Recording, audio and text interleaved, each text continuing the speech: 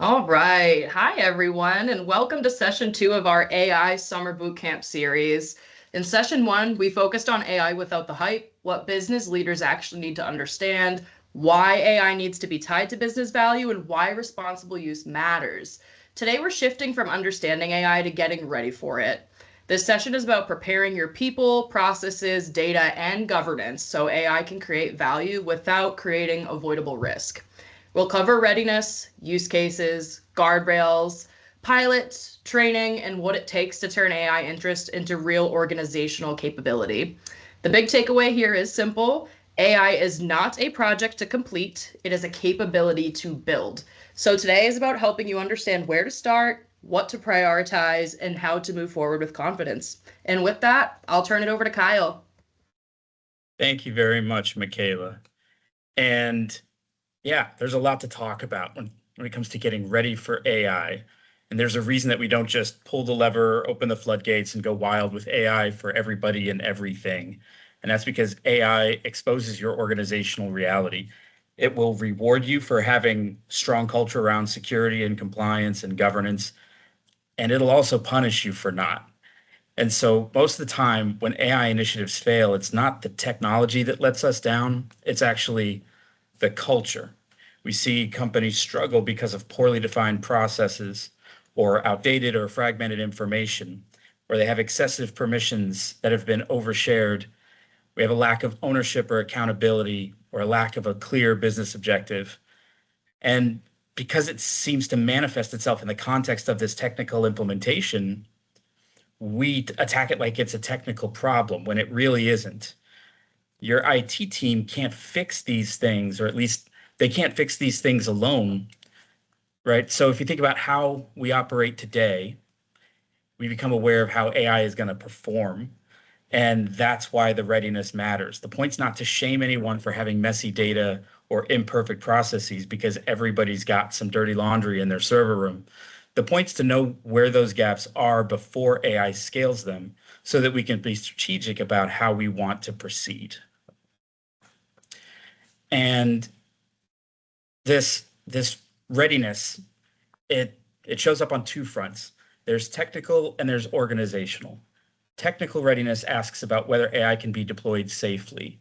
Are the permissions reasonable? Is sensitive data protected? Do we understand the platform and the licensing requirements and so on? Organizational readiness is a different set of questions where we're asking, are leaders aligned? Are users prepared? Are outcomes defined? AI success requires both.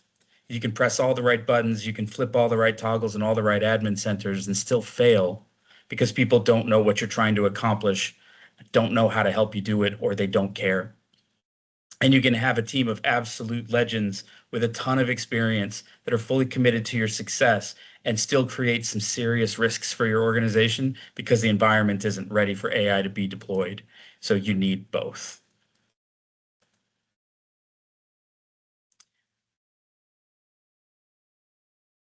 So technical readiness, you could think of that as a safeguard layer. That's where we ask whether the environment is prepared for AI to interact with business information. Permissions matter because AI doesn't magically know what people should or shouldn't see. It operates inside the access model you already have. Things like labels, DLP, lifecycle management, platform readiness, and information architecture matter because they shape what AI can find, how trustworthy that information is, and whether sensitive content is protected effectively or not. That's the stuff that makes exciting innovation safe and sustainable.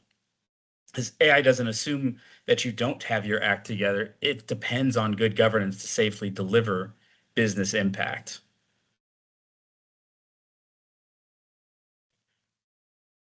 And readiness is not validated by good investments or good intentions. It's validated by evidence. It's easy for a leadership team to assume that because you paid for the extra features, you're probably taking advantage of them. Or because your IT team worked really hard on setting things up, it's probably right. But in the age of AI, that's just not good enough. There's a lot of data points out there if you know where to look. And if you don't know where to look, by the way, AI is pretty good at telling you where you can look. You need evidence from the tenant, from your content, and from your user's experience, because it doesn't really matter what people believe. It matters whether we have the proof, right? So you look at things like permission reports, access reviews, oversharing reviews, sampling of protected documents, source of truth inventories, ownership assignments. That's how you determine AI readiness with science instead of superstition.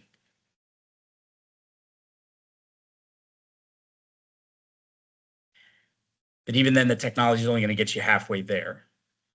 To really get ready for AI, people have to understand why it's being introduced.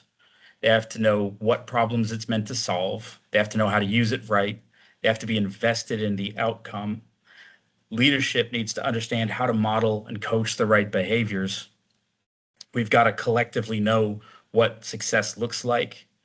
We've got to have mechanisms in place to know if we're getting it right. We've also got to have mechanisms in place to know if we're getting it wrong. And we have to have a culture in place that allows us to face it together if that's the case. And so those aren't things to think about as post-launch minutia to be delegated to someone to sort out. Those are pre-launch fundamentals for leaders of an organization to carefully consider.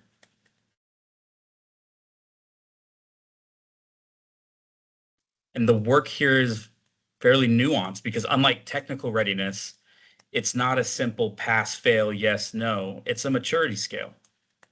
Some organizations are ready to go. Some aren't. Most organizations are ready in some respects, not ready in others, and getting there in the rest.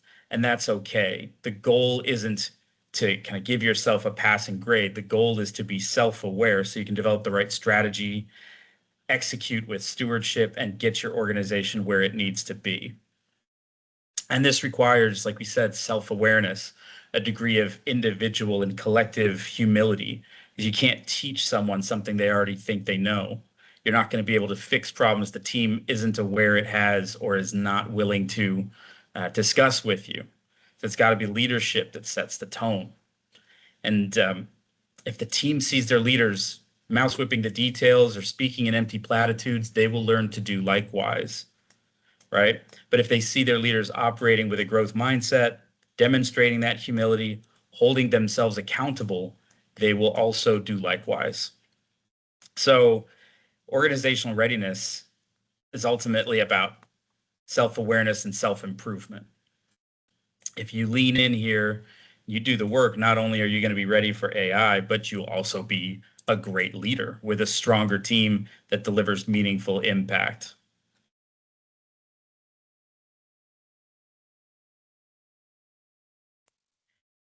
And so you might be thinking that because you've got so much work to do, right? There's a lot on those previous slides that you'll never be ready for AI. And there's some good news on this front, which is that there's not like a graduation ceremony for AI readiness. There's no magical moment where governance is perfected, data is pristine, processes are flawless, your users are fully trained, the heavens open up, and you are declared fully AI ready.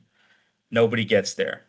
The organizations that are winning with AI now are not ones that are perfect, but they're self-aware. They understand where the risks are, right? They know where trusted information lives. They have leaders that are willing to own the outcomes, and they've got a plan to keep improving as they go, and a culture that helps them make sure they do so. So readiness isn't about eliminating every gap before you start. It's about knowing which gaps matter, which risks you can tolerate, which ones you can't, how to prioritize what's left, and proceeding intentionally instead of accidentally. So you don't need perfection, but you do need visibility, ownership, direction, and clarity so that you can move forward confidently and responsibly.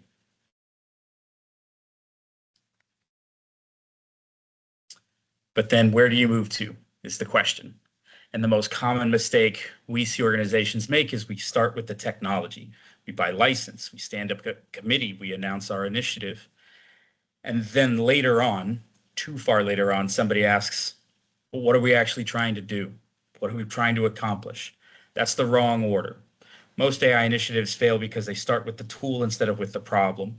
When that happens, you get kind of random acts of AI, lots of experiments, lots of activity, lots of excitement, but not a lot of measurable business value.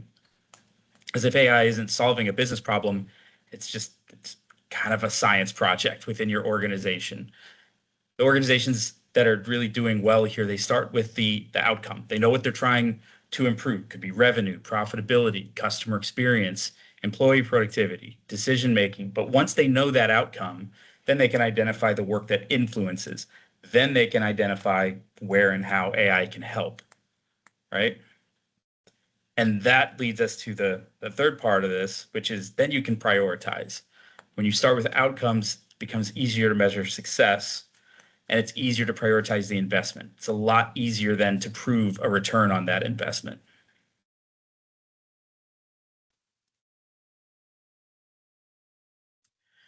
But there are some key learnings here from quite a few our own internal work around AI, as well as the work that we've done with our clients and our partners on behalf of their clients. And that's about not trying to boil the ocean. Organizations don't struggle because they start too small. They usually will struggle because they start too broadly, right? And we've seen leaders identify 20, 30, 50 possible AI use cases and immediately start talking about implication. And that's usually when things start to go sideways, because every use case needs its own validation, training, support, change management, membership, ownership, measurement, and so on. And every organization's capacity for change is finite. So the fastest path to AI value isn't usually the biggest initiative. It's usually the first successful one. Find one meaningful problem, give it a defined group of users, measure the outcome, learn what worked, learn what didn't, and then expand based on evidence. If you get some points on the board, that'll give you some momentum. That'll give you some credibility. That'll also help you earn some advocacy. So don't boil the ocean. Maybe just start by boiling a cup of water and go from there. So strong word of caution. If you start thinking through this, if you're diligent about your self-awareness, you'll identify a lot of areas that AI can help you with. Don't try chasing them all at once. You'd rather be great at one thing than maybe not great at a whole lot of things. So prioritization is really key. Like we said, though, the good news is the problems usually aren't hard to find once you look. You probably already know where several of them are. And if you don't, your team's usually going to be pretty happy to tell you. It'll be the stuff that comes up in your town halls, the stuff that shows up in employee satisfaction surveys. It'll be sales cycles that take too long, or onboarding processes that somehow are more painful and take longer than any of them feel like they should be. It'll be meetings that we all know should have been emails. It'll end up with knowledge trapped inside of the heads of two employees who are somehow always on vacation at the same time when you need them most. And so these problems aren't usually hard to discover if you're looking in the right way in the right places. So when you're thinking about how we identify use cases, don't usually start with what can AI do. It's what's driving people crazy, what's taking too long, costing too much, frustrating our customers, frustrating our employees. Because AI is going to create the most value when it removes friction. And that friction is going to show up in one of three places. It's going to be in financial outcomes, operational outcomes, or experiential outcomes. In other words, all of these challenges tie themselves back to an opportunity to improve revenue, improve how work gets done, or improve your customer employee experiences. So if you put those goggles on, you will not see a shortage of worthy work to go do.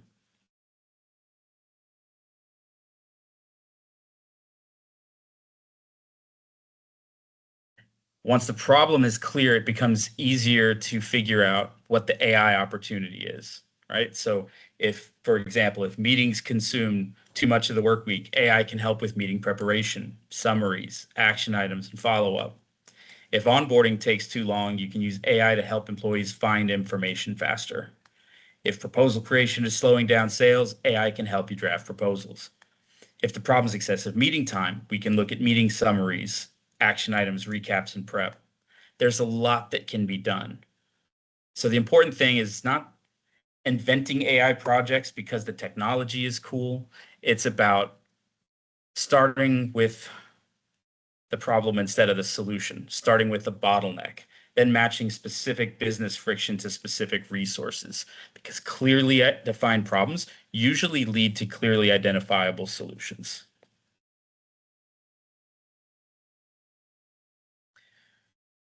Another challenge that you might have as you roll out AI for the first time is that you'll find a lot of people have opinions. They have ideas, right? Everybody has a list of things that they think would be valuable. The problem is that everybody's opinions don't help you prioritize. It's the evidence that helps you prioritize. So instead of debating where AI might help, start by looking at the systems that already measure how work gets done.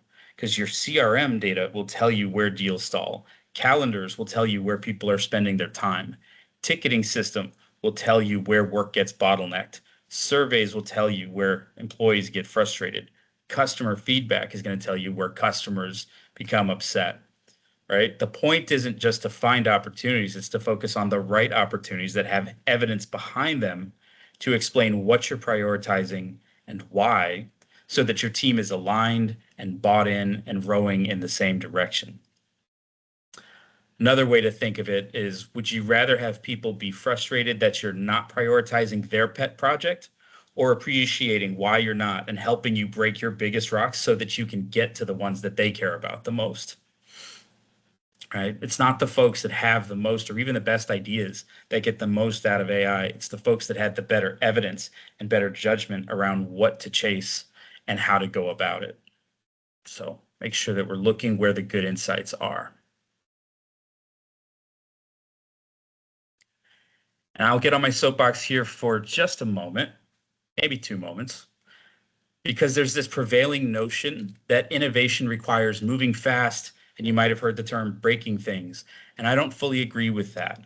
I see leaders take this approach and they interpret it as nihilism, right? That not only does it not matter if you break things, but in fact, breaking things is a positive indicator that you're pushing your team hard enough and you're operating disruptly enough to overcome organizational inertia. And that's not entirely true. It's also not entirely untrue. But there's some things that you're not allowed to break. There's some things that you can break and you can't put back together. There's things that you can protect. There's things that you might be both obligated and responsible to protect. And if you're licensed right, you have the equipment to do so. So this is where it's worth taking a beat to kind of put on our parachute and make sure that we can land the jump before we exit the plane. And so sometimes great leadership means overriding the consensus and taking the road less traveled. Sometimes it means doing your due diligence to protect your team, your customers, and your company. Bold leadership, wonderful thing, great things can be accomplished with it, but there's something to be said for due diligence and allowing and providing resources for just the quiet, noble work of good governance to do what it needs to do to protect your team and your customers and your business. I've heard well-intentioned arguments about why a company can't be bothered to do that right. And my take on it is this, is that if you think taking the time to implement foundational security and compliance controls is a waste, just wait until you have to handle the fallout of a data breach or an accidental overexposure. And if you think additional licensing that provides your organization with critical features is too expensive, then you're really going to hate how much it costs to clean up after the fact if things go wrong for you and you didn't have the right protections in place. So I'm not here to scare you, but there are powerful tools that you have at your disposal to help you protect your organization, and you should take the time to use them. These tools like AI can revolutionize your company by helping you do amazing things at speed and at scale when they're used properly. But when they're used recklessly, they can also have unfortunate consequences at speed and at scale. So the message here is take your medicine, do your homework, put in the reps, dig the well before you get thirsty, protect your organization. So we do want you to move fast. Before we start chasing speed, we need to get these 3 things right. We need to get protection. So things like access permissions, sharing privileges, publishing rights, loss prevention, retention. These things matter a lot, not because compliance is exciting, but because avoidable problems are really annoying and expensive. Then we talk about trust. This is where AI doesn't just get safe, it gets good, because information architecture content ownership, lifecycle management, and good data hygiene help ensure AI is working from the right information with the right context, give the right people the right information at the right time.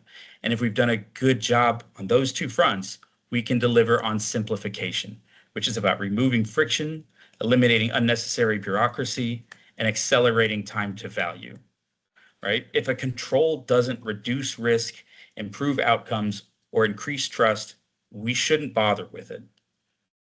The thing is to create enough protection and enough trust that people can move faster with confidence, knowing that you haven't put them in harm's way and you won't break things that you shouldn't or don't need to have.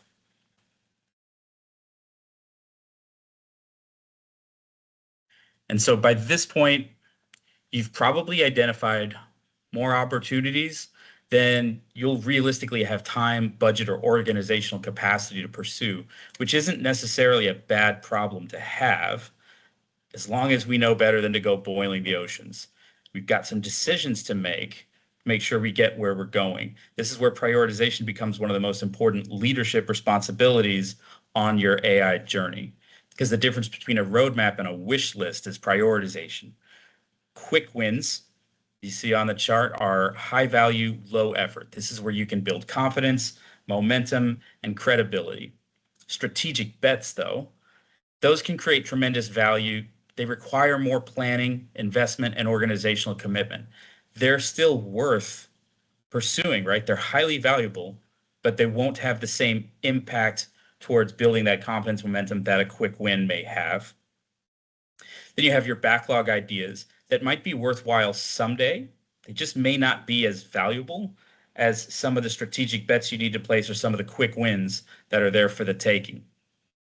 And then even if the use case is valid, there might be scenarios where if the juice isn't worth the squeeze, you just don't bother with it. And these are things that don't make your backlog. And you'd hope to get one day to the place where you have so few opportunities as a business that these become high priority pain points for you. But if everything feels like it needs to be addressed, there's probably not enough ruthless prioritization happening. So just because it's a problem doesn't mean it's valuable. And just because it's interesting doesn't mean it's important. A use case doesn't have to be bad to still be less good than others. The goal isn't to do everything that AI can do. The goal is to identify the opportunities that are most worth the doing. And so focus will help you create momentum, and momentum will help you create results. And by the way, results will help you create momentum, and so on and so on. There's got to be a balance, though. We see a lot of organizations, they fall into one of two traps. Some either move too fast and adoption outpaces governance. In those scenarios, it creates inconsistency, risk, and eventually a loss of trust. Others find themselves moving too slowly. Employees end up needing to find workarounds. Now we have shadow IT, we have missed opportunities, and things don't go as well as we'd like them to. The way to keep you on pace is to find a sweet spot where you're encouraging experimentation, but you're still protecting sensitive information. You're practicing accountability so you can scale what works. Good guardrails actually accelerate adoption because they give people clarity. Poor guardrails will slow things down because they either block useful work or create so much ambiguity or frustration that people just forget about it and go around them.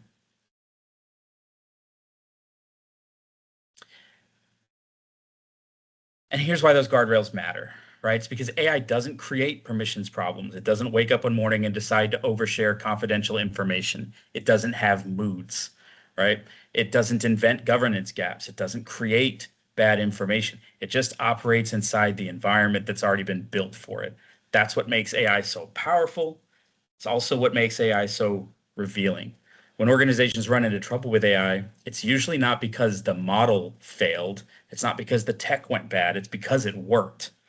It worked exactly as it should have been expected to work in the environment that you deployed it in.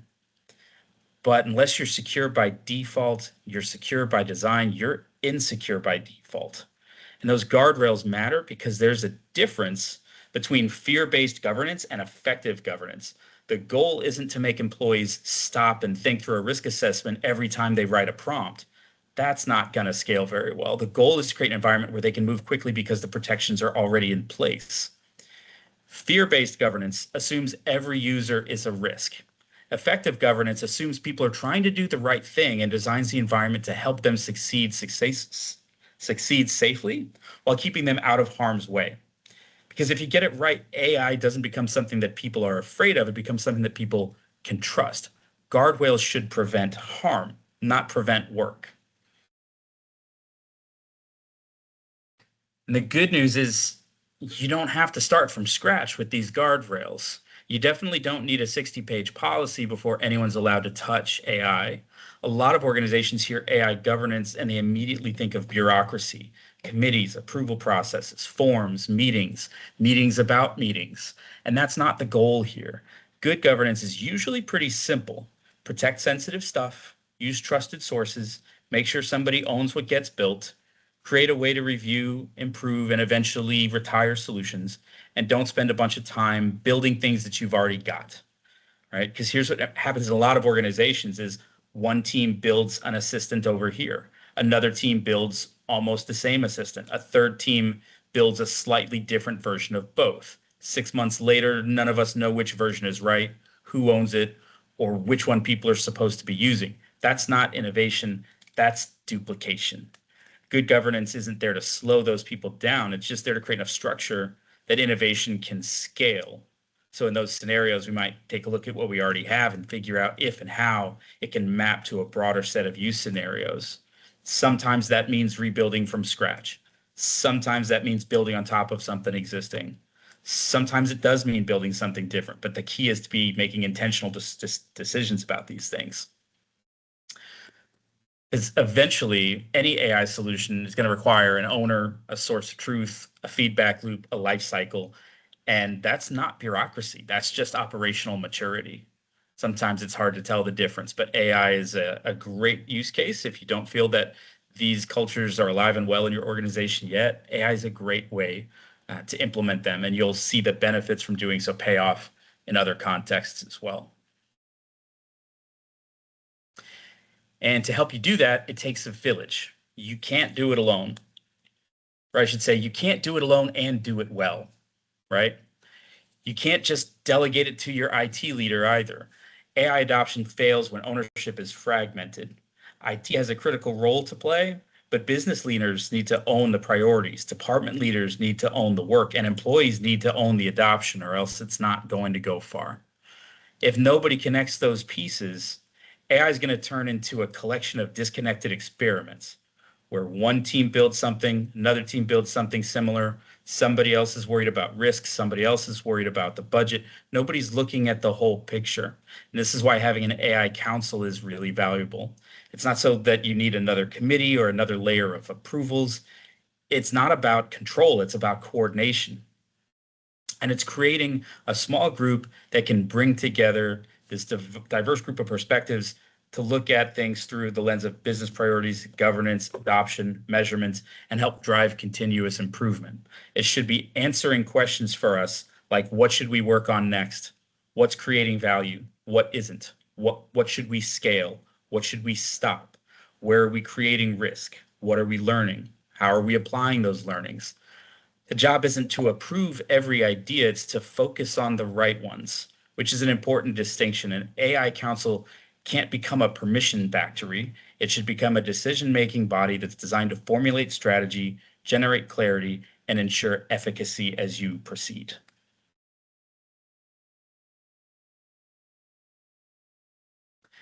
And that takes us to governance. And a key takeaway here is that governance is not a set it and forget it endeavor. It's an operational layer that helps you stay right after a smooth launch or get right after a bumpy one.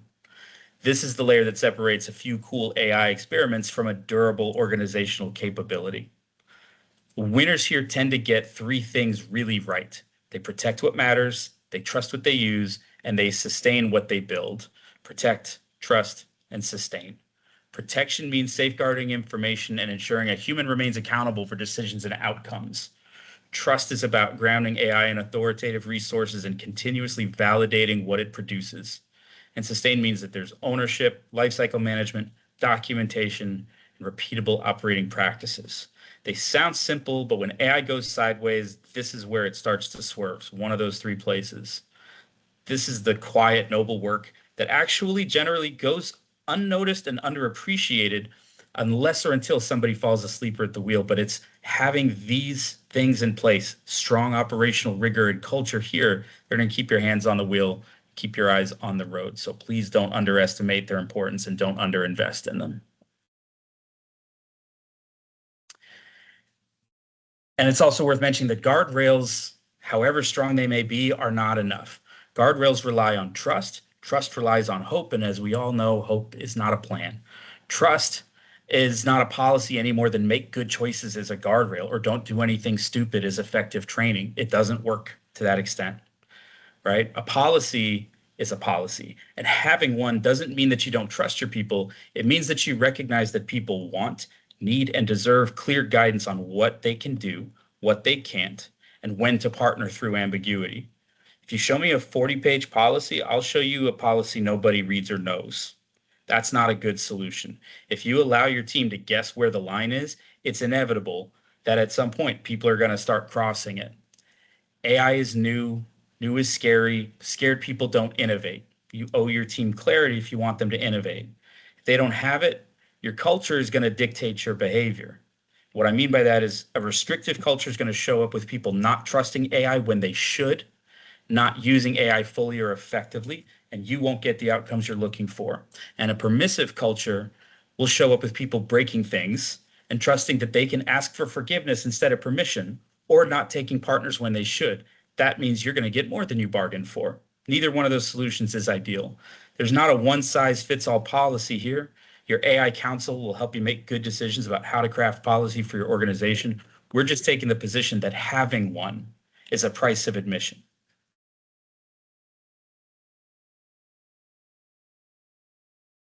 And some of the best ideas in your organization are going to come from the people that are doing the work every day, not a steering committee. So you can put together the best AI council in the world. It's not going to help you surface all the great ideas that you might want to have developed in your organization. You've got to give people an opportunity to build and iterate, because if it's too inconvenient to iterate within the system, people won't stop experimenting.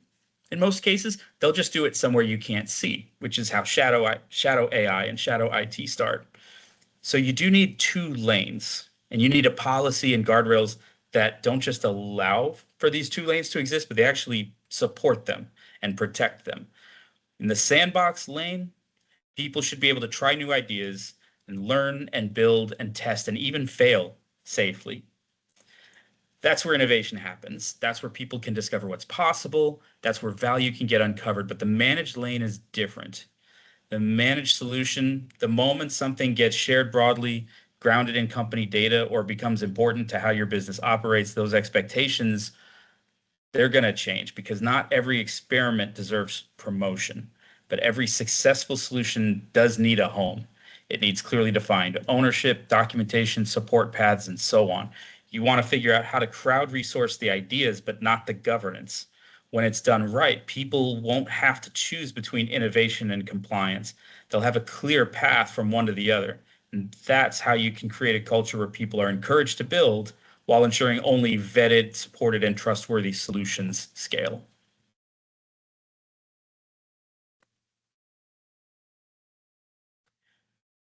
So nothing should reach the whole company until it's earned its way out of the sandbox.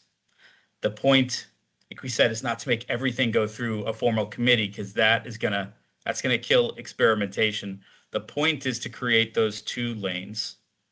Got to have it so people can experiment, and if those experiments prove out, we've got to have a way to nominate those experiments for further review.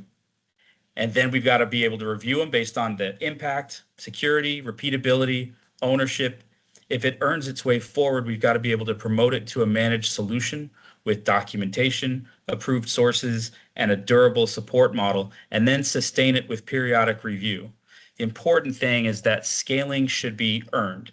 Nothing should reach the whole organization just because somebody built a clever demo or we saw it work somewhere else. It should scale because it created value in our organization and it held up under the scrutiny of a review process. So you've got to teach your team what that path looks like and how to get from the beginning of the journey to the end of it. And the key thing there is to make sure that a review process is understood and it's appreciated, because you're not looking for reasons to say no to people. You're looking for reasons to responsibly say yes to people, right? The point should be that an idea comes out of a review stronger than it went into it with. We've made sure that it solves a real problem, that it's repeatable, that it's owned and supported and trusted. And if those answers are yes, it can become a managed solution. The other thing that you'll find often happens is somebody who works within a particular aspect of your organization, they have a unique insight, an idea, a desire to go build a solution. They take it to an AI council that has a broader perspective on the overall business. They can see how this idea can apply in other contexts in ways that its originator was never going to be able to. They're able to help that idea have a much broader impact than they otherwise might have had. That's a great learning opportunity for that innovator within your organization, and a great opportunity to benefit from their innovation as well. So review done right shouldn't be something that people are afraid of. There's something that they expect, appreciate, and benefit from.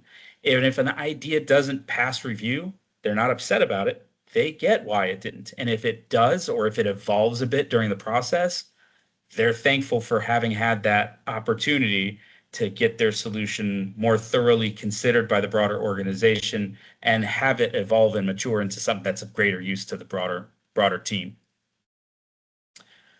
The review's got to be legit. You can't bluff your way to scale just because you've been able to show that this thing is beneficial for you, or because it has a cool demo, or you've given it a fancy name. It's got to be an idea that deserves a bigger audience and platform. The review process in your AI council should be able to help it get there. And then this is where long-term governance is going to help sustain that solution over time. And that as your business matures and evolves, that this solution that you've now built that is part of it can evolve along with it. But you can get a little carried away here. And so not everything needs the same gate. The review, the idea here is that it should scale with the risk, right?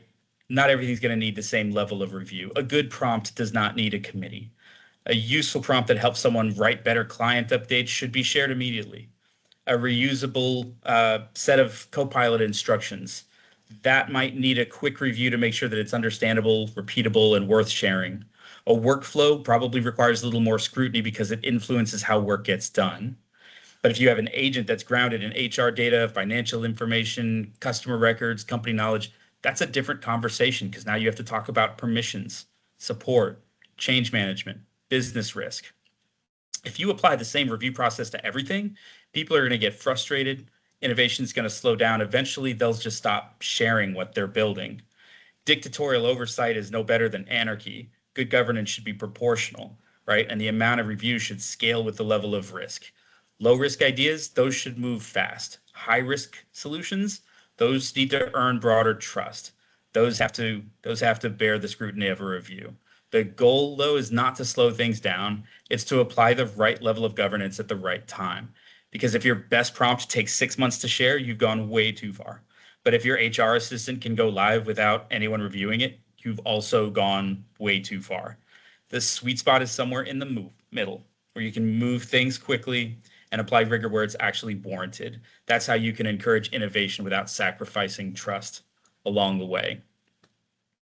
And one of the best tools that you have to negotiate this path is piloting, right? A pilot's not just a smaller rollout, it's a structured learning exercise. The goal isn't to prove, that this idea is exciting. We probably already have that at this point, right? The goal is to learn whether a specific use case or specific solution that someone's built creates value in your environment with your users, your data, your processes, your governance, and so on. If it's a good pilot, it should help us find gaps early and create momentum, refine our playbook, and prove value before we scale. If a pilot doesn't reveal anything that needs improvement, usually it means that the pilot was too shallow or nobody was paying close enough attention. Pilots are one of the key tools in the trade to make sure that there's shared confidence and belief in the work that it takes to deliver a solution to your organization and set it up for success.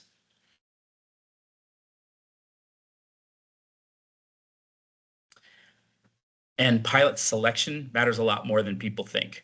Random volunteers tend to deliver random feedback and random outcomes.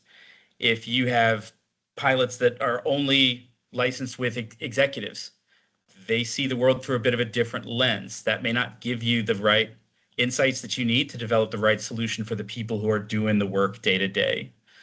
Everyone gets access is also not a pilot. It's a rollout without a learning strategy. The reality is that some people are far more likely to help you learn than others. And the best pilot users are typically going to be the people who already feel friction in their day-to-day work. They are the ones that are buried in meetings. They live in Outlook. They're constantly having to find new information. They're coordinating projects. They're creating content. They're analyzing data. They're already experiencing a lot of the problems that AI is designed to solve. And that's why you'd want to look for those meeting organizers, those heavy emailers, researchers, analysts, coordinators, content creators, and influencers in your organization, not because they're special, but because they have real opportunities to really benefit from AI. And the degree to which that benefit can be appreciated is part of what helps inform your prioritization. If AI saves someone 5 minutes a month, that's interesting, but it's not transformational. If AI can save someone 5 hours a week, that's transformational. That's the type of impact you're trying to have. It's with these heavy kind of scenario users that you're going to be able to find out if the work that you're doing is going to lead to those types of outcomes or not. The other thing I'd encourage is piloting with teams wherever possible instead of scattered individuals. Because when people learn together, adoption happens faster. They share prompts, they compare results, they help each other through the learning curve, and they normalize new ways of working. We see organizations where they'll take one person from this team, one person from that team, one person from this team over here, and they will individually get a certain degree of value from their initial forays into AI, but you won't really see and learn how to scale driving AI value across and through a team. So please take that into account as you consider your pilots as well. One person learning AI is going to create a certain degree of insight, but a team that learns AI together can create a certain amount of momentum. You don't necessarily want pilots to be your most enthusiastic or your most skeptical people. You want to find the people that are most likely to generate meaningful learning. If you choose the wrong test pilots, you can end up drawing the wrong conclusions about the technology. So start with the people that are most likely to succeed, learn from them, and then use those lessons to help everyone else succeed too. Random planning delivers random outcomes. So pilot intentionally would be the message here. Because a good pilot creates evidence, a great pilot creates momentum. But that won't happen automatically. You have to run the pilot like a structured learning exercise, not a casual experiment, meaning before day one, we should be deciding what would cause us to scale or iterate or stop. You can't wait until everyone's emotionally attached to an idea to make those decisions. If usage is strong, metrics are improving, and users are engaged, that's usually a good signal to scale. If results are mixed, but it feels like the friction is fixable, that's usually a signal to iterate. If usage is low, we don't feel like we have clear value after a fair effort, that may be a good signal that we should stop. And stopping isn't necessarily failure. Stopping might be a very reasonable thing to do. Stopping might be the learning that this is where something should be prioritized.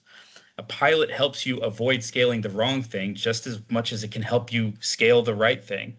And if it does that, it still creates value. Doesn't mean it was a mistake. Piloting is not a mistake. Piloting poorly is usually the mistake. The bigger mistake is when you've done a pilot and you see that the results are indicating that you should stop, but we keep going because we spent a lot of time on it because it feels like it'd be a really good idea because some leader in the organization mandated that we will get this right. And so then even if we don't have the answer, we just keep working harder at getting it wrong. And that's not a solution that's going to lead to long-term organizational success. That's how organizations end up with a pile of unsupported tools that haven't been widely adopted, aren't well maintained, and eventually get unceremoniously deprecated. The other thing that matters here is the feedback loop. You can't just give people access and hope useful feedback magically shows up. People need a place to ask questions, to share wins, or to say something's not working before they give up entirely. That's why having either an always on Teams or Viva Engage space can be really helpful. That gives people a lightweight place where they can ask questions, share prompts, compare results, where they can learn from each other. Office hours matter because they can unblock people before frustration turns into abandonment. And a short check-in matters because it keeps momentum visible. So surveys can help us show trends. Comments matter because they explain why trends are happening.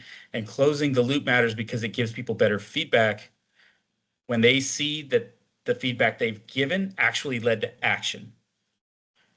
If users tell you the training was too generic, you adjust training. If they say the use case is valuable, but the process is clunky, fix the process. If they say they don't trust the output, look at the source content, the grounding, or the expectations. The pilot isn't just about testing the tool, it's about testing those other things, the use cases, the training, the support model, the governance. It's about testing whether this approach can survive real work.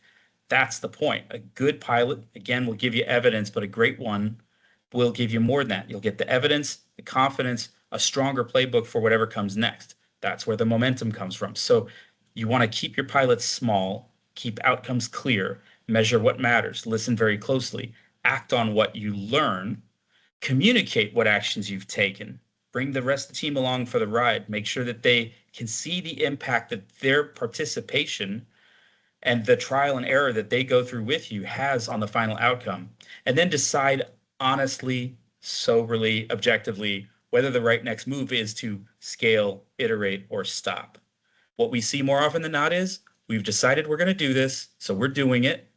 And if the pilot doesn't tell us that we've got the right solution, we'll figure it out later. Sometimes we do, sometimes we don't. But if you don't define success before the pilot starts, you'll spend the entire time arguing about whether it actually worked, right? It sounds obvious, but it happens more than you'd think. We launch AI, we drive usage, people get excited, we send around different prompts, licenses get consumed, maybe somebody declares victory one day, but usage isn't the same thing as value, and activity isn't the same thing as impact. You can know how many people logged in or how many prompts were sent, but that's not useful necessarily. It doesn't prove the business is better because of it. Whereas winners keep score. They keep score on the things that actually matter. Are people prepared? Are they using it? Is it improving the work? Do they believe it's helping? Is it reducing effort, lowering turnaround time? Are we delivering better service to our customers with this, right? That's the difference between measuring activity and measuring value. A good scorecard should be looking at a couple different dimensions, things like readiness, adoption, impact, sentiment, and then where possible, connect those measures to the operational, experiential, or financial outcomes that we said we wanted to achieve. Not every pilot's going to produce a clean dollar figure right away, and that's not necessarily a bad thing, but every pilot should produce evidence, right? Either meeting time reduced, faster documentation creation time, improved confidence, improved satisfaction, increased capacity. The point is that success should be defined before launch, not negotiated after the fact. Because if the goal is unclear, every result becomes debatable. Somebody says this was a huge success. Somebody says this was a catastrophic failure. They have different criteria for success, so maybe they're both right because nobody actually agreed on what value is supposed to mean. And that's what we want to avoid. So we don't want to see solutions get scaled for the sake of it. We want to see that we understood what we were trying to accomplish. We were able to measure whether or not and the degree to which we did so, and then we made a decision as a team around whether and how to proceed with that solution. Evidence is what gives you the confidence to make the next decision.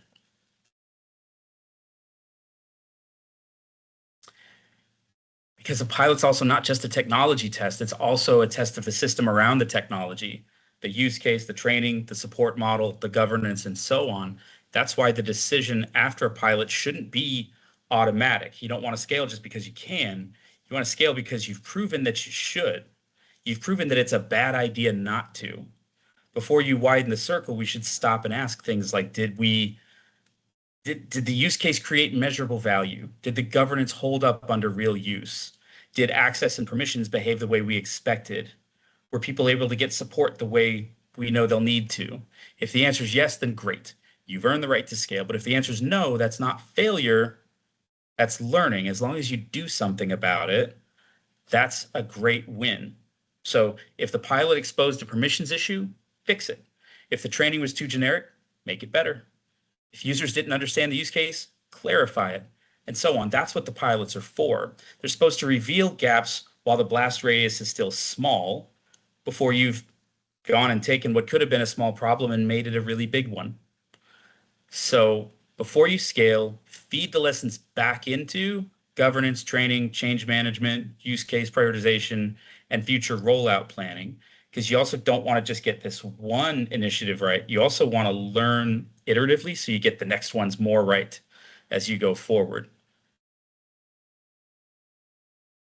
This is where also leadership has a huge role to play. Implementation is easy, but adoption's hard. It doesn't take a lot of time to assign licenses or turn on features. You can announce AI initiatives in minutes, right? But changing how people work is where the real work is. That's where a lot of organizations are going to struggle because they treat AI like it's a technology rolled out when it's really a capability building effort. And if you've ever rolled out a new tool before, you've probably seen how technology works, licenses get assigned, announcement goes out, everyone nods their heads, and then 6 months later, we're all doing things the same way we did them before, right? Because adoption doesn't happen when technology becomes available. It happens when people change behavior. And behavior changes that requires more than just access. It requires confidence and context and practice and reinforcement. Sometimes it requires accountability. That's why AI literacy and training matter, so people understand what it is, what it isn't, what it's good at, and what its limitations are. And perhaps most importantly, leadership matters. Employees watch what leaders do a lot more than they listen to what they say. If leaders are using AI and they're sharing what they're learning and they talk honestly about both opportunities and limitation, adoption is going to accelerate. If leaders delegate this and they never engage personally, employees notice that too. Saying something important doesn't convince me that it's important.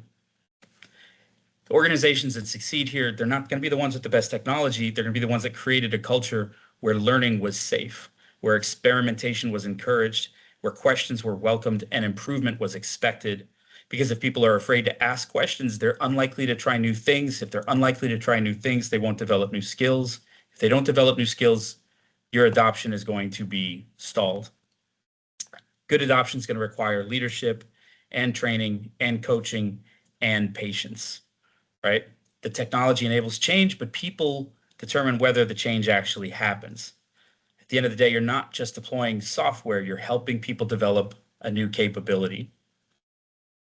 And that's another reason why you really want to have a strong AI council, is so that leadership can focus on leading the team instead of the initiative, because you can mandate usage. You can't mandate adoption. You can require people to log in. You can make them take trainings. You can give them the licenses.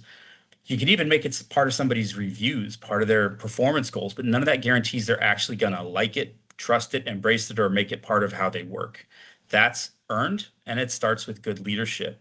That's why the best leaders, they focus less on the tool, they focus more on the people. They work to create clarity and confidence and psychological safety, because learning does require vulnerability. None of us are good at something when we first try it. If we feel judged, we stop experimenting. If we stop experimenting, we stop learning, and so on. The other thing that we do is we model the behavior, like we said, on ourselves. You can talk about it, but if you don't walk the walk, your team's going to see that, and it's going to discourage their use. So the leaders that really win here will question their assumptions. They know that they don't have all the answers. They lead with empathy. They listen for concerns instead of dismissing them. They communicate with authenticity. They make sure it's safe to ask questions, safe to experiment, safe to be wrong, so that their team is, ready, willing, and able to participate.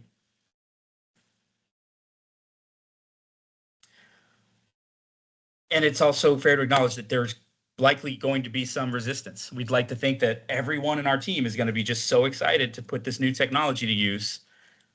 And some of them will be, some of them won't be. And it's easy to assume that resistance means opposition. It's not the case most of the time.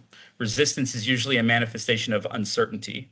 And when people are asking questions or making statements about AI, sometimes what they're really communicating isn't what they say. And so this is where emotional intelligence goes a long way, and where leaders should be able to hear and address what the real concerns are as feedback comes in. So if you're hearing things like, I don't trust AI, I don't have time for this, I don't think we need this, or it doesn't work, it's good to validate what our teams are really telling us so we understand where our leadership is truly needed to help move the initiative forward. And everything we've talked about so far leads to this question, which is how do you turn AI interest into organizational capability? Because interest is easy, capability is quite a bit harder. Capability requires trained people who know how to use AI effectively and responsibly, requires a plan so the organization knows where it's going and how to get there. It requires feedback loops so you can learn what's working, what's not, and keep improving. AI launch is not an event. It's a journey to creating a repeatable system for learning, adapting, and creating value. And by now, we've talked about readiness outcomes, governance, pilots, training, measurement, adoption, and leadership. It's a lot of stuff. And if you try to turn all of that into a giant transformation program on day one, you're probably going to overwhelm your organization before you create any real momentum. So we got to keep it structured enough to work, but simple enough to start. That's the balance we're trying to strike. And so in the first 30 days, focus on planning, assess your readiness, define your outcomes, align your governance, identify your pilot users, prioritize your use cases, right? This is the phase where it's not the phase where everything gets solved. It's where the organization gets oriented, where are we starting? Where are we going? What problem are we trying to solve first? Who owns it? What risks do we need to understand? What does success look like? That's what's happening in our first 30 days. Then from 30 to 60 days, we shift into building capability. This is where training happens. We teach prompting, we develop AI literacy, we create champions. Because if people understand how AI helps them, adoption can move forward. People are going to struggle if they don't feel that they're supported in this process. His capability is going to come from practice and confidence and ultimately proving value as we move forward. 60 to 90 days, now it's time to drive momentum. Launch your pilots, gather feedback, measure value, share your wins, expand adoption where it makes sense, strengthen governance based on what you've learned, and plan your next wave. This is where you start turning activity into an ongoing rhythm so that we're not just creating one big launch moment, but we're creating a repeatable motion. We're building an engine that we can continue to use to grow our organization. It's structured enough to work, but simple enough to start. So plan 0 to 30, train 30 to 60, drive 60 to 90, sustain from there. So we've covered a lot of ground in the last hour. But out of this, the key takeaways are that we've got to know where we stand. We've got to understand where we are, our people, our processes, our data, our governance. If we have technical gaps, we need to address those. If we have organizational gaps, we need to close those too. We need to start with our outcomes by focusing on our business problems and let the use cases and technology follow. We need to proceed in a way that balances innovation and risk so we can move fast, and we don't break things unnecessarily. We need to pilot before we scale. We need to invest in our people to make sure that they're set up for success. We need to lead with empathy to make sure that they are a critical part of this journey, that we can crowdsource innovation. We need to celebrate impact along the way, and we need to turn it into an ongoing capability by setting up systems for learning and delivering value. And now that we are ready for AI, we look ahead to session 3. This talks about scaling. And so here we'll talk about how we measure what matters, talk about scaling what works in more detail, identifying what constitutes a proven use case, how to retire weak ones, how to promote the valuable ones, how to prioritize your next wave of initiatives, how to operationalize governance, how agents can help you build out solutions in ways that just learning to use, chat experiences or embedded experiences within Microsoft tooling and so on can never do for you. Agents can help fill the gaps in really interesting ways and deliver solutions that your organization otherwise would not have been able to put together. And how to really build the AI-powered organization that you want to be, to reinforce habits, to help you improve continuously and make AI just a part of how work gets done at your organization in the years to come.